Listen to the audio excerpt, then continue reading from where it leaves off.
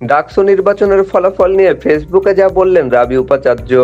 ঢাকা বিশ্ববিদ্যালয় ঢাবে কেন্দ্রীয় ছাত্র সংসদ ডাকসু নির্বাচনের ফলাফল নিয়ে দেশের রাজনীতি, গণমাধ্যম কিংবা সামাজিক যোগাযোগ মাধ্যম ফেসবুকে চলছে নানান আলোচনা।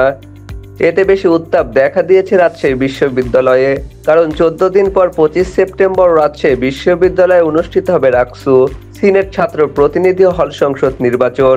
রাজশাহী বিশ্ববিদ্যালয়ের উপাচার্য সালেহ হাসান নকিব ডাকসুর নাম স্পষ্টভাবে উল্লেখ না করলেও তিনি সামাজিক যোগাযোগ মাধ্যমের ফলাফল নিয়ে প্রতিক্রিয়ায় লিখেছেন, একটা দায়িত্বে আছি, সব কথা বলতে পারি না, তবে সব দেখছি এবং শিখছি।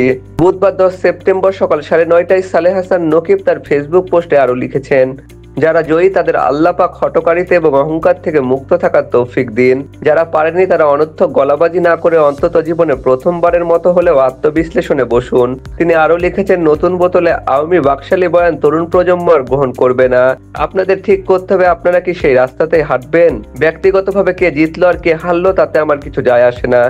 একমাত্র চাও বাংলাদেশ জিতুক, এই দেশের মানুষ জিতুক, আমাদের বিশ্ববিদ্যালয়গুলো প্রকৃত অর্থে বিশ্ববিদ্যালয় হয়ে উঠুক। মোহাম্মদ সামিল খান, রাষ্ট্রবার্তা ডেস্ক রিপোর্ট।